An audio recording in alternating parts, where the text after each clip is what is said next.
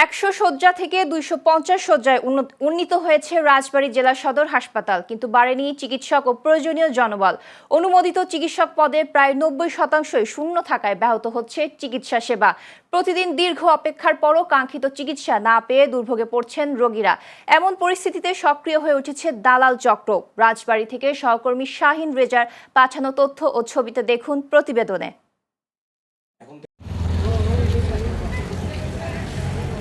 রাজবাড়ীর 5 উপজেলার 12 লাখ মানুষের চিকিৎসার প্রধান ভরসা জেলা সদর হাসপাতাল।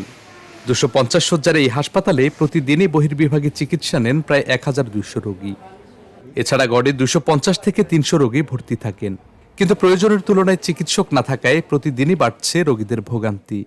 এই যে আমরা প্রায় 2 ঘন্টা যাবত এসে এই যে সিরিয়ালে দাঁড়িয়ে আছে, অনেকেই দাঁড়িয়ে আছে, যেমন মহিলারা দাঁড়িয়ে আছে, অনেক বাচ্চা কাচ্চা নিয়ে দাঁড়িয়ে আছে।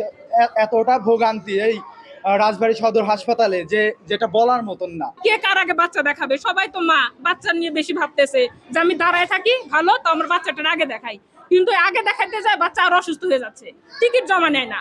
8টার সময় আসছি, এসে এখন আমার বাচ্চা বিরক্ত বোধ করতেছে, অনেক কান্না করতেছে।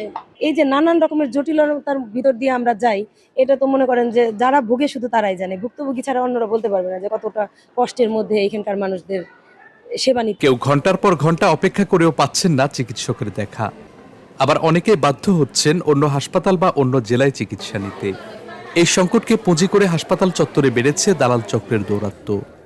না, সদর হাসপাতালে ভালো চিকিৎসা নেই, সামান্য কারণে পৈতুর পাঠায় দেয়, আর দালালদের দৌরাত্ম্য, বিভিন্ন টেস্ট, অনেক টেস্টই সদর হাসপাতালে আছে, অথচ সামান্য কারণে দালালদের মাধ্যমে ট্রান্সফার করে আর ক্লিনিকে পাঠায় দেয়।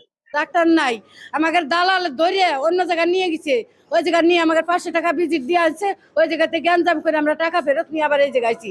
টাকায় যদি থাকতো তাহলে সরকারি জায়গায় আমরা আসবো কিছু কারণে। আমি কিন্তু আইসি অনেক সকালে আইসে সেরে এখানে বসার পরে উনি বললো কি আপনার মেয়ে যখন বেশি অসুস্থ তাহলে চলেন আপনার প্রাইভেট ভাবে দেখাই দিই। আমি ভাবছি হাসপাতালেই দেখাবে, কিন্তু হাসপাতালে না, সে বাইরে নিয়ে গেছে। তখন আমরা বুঝতে পারছি এত দালাল। হাসপাতালের জনবল চিত্র আরও উদ্বেগজনক। 10টি সিনিয়র কনসালটেন্ট পদের সবকটি শূন্য।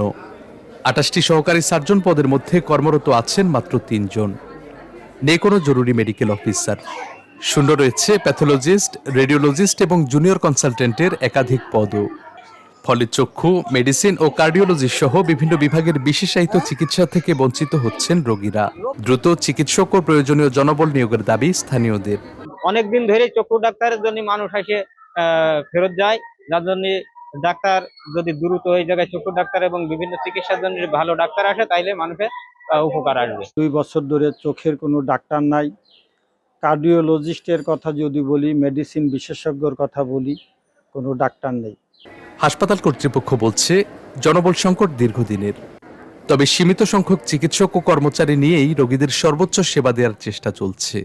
আমি সবাইকে এই নির্দেশনা দিয়েছি, সবাই যেন একটু প্রয়োজনে অফিস টাইমের আগেও হাসপাতালে আসেন, ইনডোর রাউন্ড শেষে, যাতে তারা সময় মতো আউটডোরে বসে রোগীদের সেবা করতে পারেন। আমরা ডাক্তার সংকট হলেও আমরা আসলে কোনো সার্ভিসই বন্ধ রাখতে পারি না, এবং রোগীদেরও বলতে পারি না যে আসলে আমাদের ডাক্তার নেই, আপনারা ফিরে যান। আমরা রোগীরা আসে, আমরা সেবা দিই। আমাদের হয়তো একটু শারীরিক পরিশ্রমটা একটু বেশি হচ্ছে, ডাক্তারদের বেশি সময় হাসপাতালে দেওয়া লাগতেছে। জেলার একমাত্র সরকারি বিশেষায়িত এই হাসপাতালে চিকিৎসক সংকট দ্রুত নিরসনে কার্যকর উদ্যোগ নেওয়ার দাবি জানিয়েছেন স্থানীয়রা। তাদের প্রত্যাশা, প্রয়োজনীয় চিকিৎসক ও জনবল নিয়োগের মাধ্যমে রাজবাড়ীবাসীর জন্য নিশ্চিত হবে কাঙ্ক্ষিত স্বাস্থ্যসেবা। Saifur Rahman Rubel, channel S news desk.